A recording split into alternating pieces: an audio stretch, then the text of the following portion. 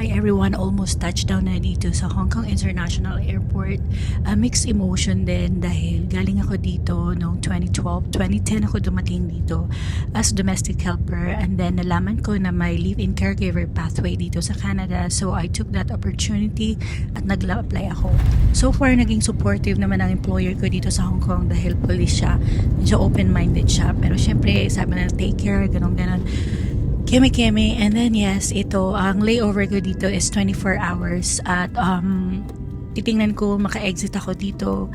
At yeah, sa susunod ko mga video, hopefully makapasyal ako sa mga pasyalan dahil hindi talaga ako nakapasyal dito ng sobra.